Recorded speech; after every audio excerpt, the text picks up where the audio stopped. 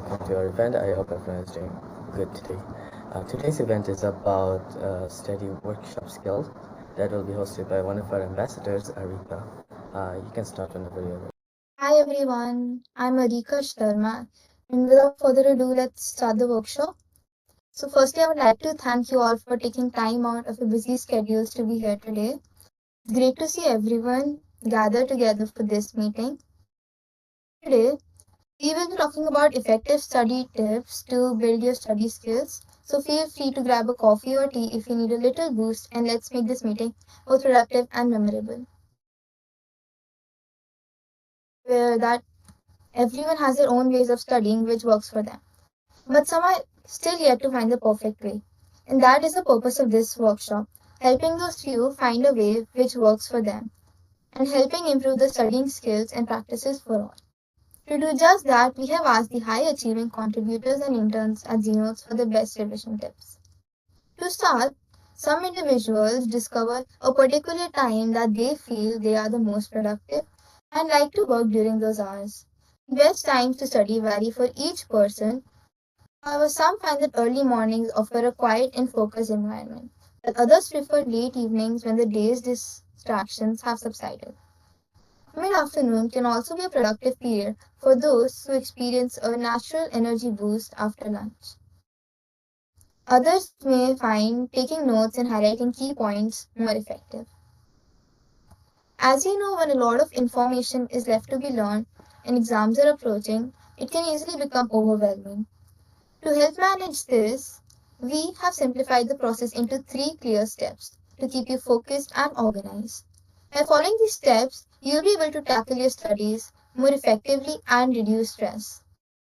First and foremost, we need to make sure that we have all our resources available along with a plan that we can follow. In this context, gathering resources means downloading the syllabus content from Cambridge website or any other website that you find suitable and comfortable to use. Then from what you can make a then from that you can make a topical checklist from which you can tick off subjects as you study them. This will help you stay on top of the matter. One segregation can be the SNTP, where S stands for studied in class and includes all those topics that you are 100% prepared for or learned in depth about by paying attention in class. N stands for notes made, and this includes all the notes provided by teachers and those made by you. T stands for tested in class and includes the topics you gave a test about. Lastly, P stands for past papers and includes those topics practiced by you from past papers. To give you personal insight, I use the traffic light method to segregate my syllabus and it works the best for me. This method involves dividing the syllabus into 3 sections, each assigned a different color out of red, yellow, and green. Highlight the portions you find the most difficult or complicated in red. Use yellow for the sections or portions you are uncertain about or find only 50% completed. Finally, mark the sections you feel confident about in green. This color coding system should help you prioritize your syllabus and focus on the areas that need the most attention. After the resources are gathered, it's time to create an effective study plan that you can utilize.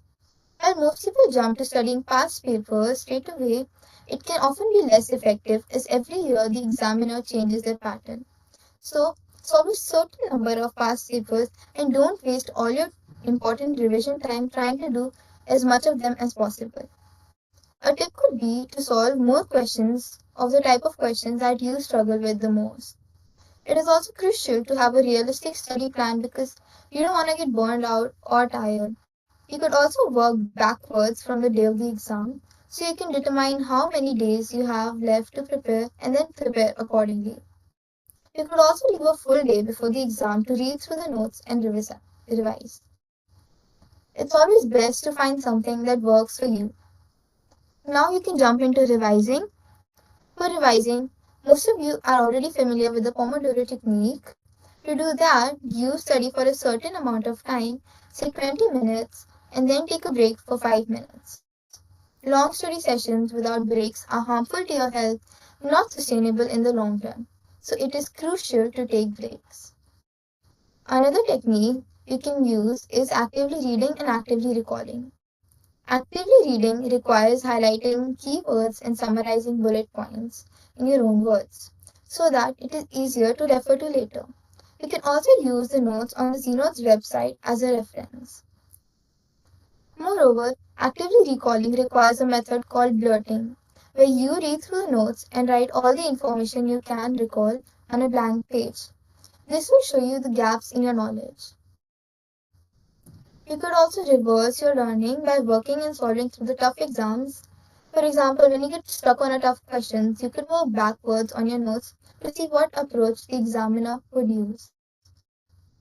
On that note, an effective way to revise is to learn from each other. Whether it is a classmate or a friend, you should reach out to them. ZNotes even has servers dedicated to helping students in need. There you'll find separate channels for each subject, and they even run study sessions throughout the exam season. Sometimes talking through a topic or problem that you find difficult is also a great way to learn.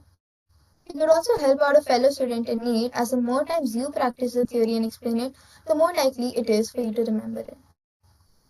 More on the note of study sessions, you could try a different medium, as different methods work for different students. You can try joining or creating your own study sessions, and in these study sessions, you will find topical breakdown videos and past paper walkthroughs which help you understand the subject and what the questions require. Lastly, all the resources mentioned in this workshop should help you study better, and I hope this assists you during your exams.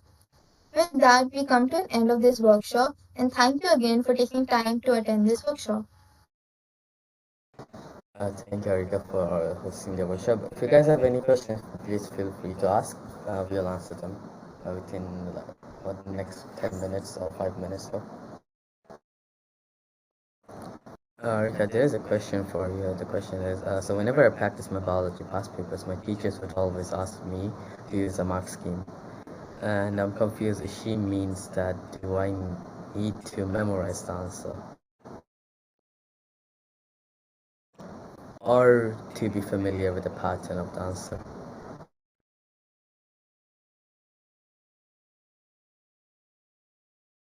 It is to be familiar with the pattern of the answer, because some of the answer require particular keywords which you need to include in the answer to get marks. Maybe that's why your teacher recommends you to look at the mark scheme when you write an answer. Alright, guys, that will be the end of today's event. Thank you very much for joining.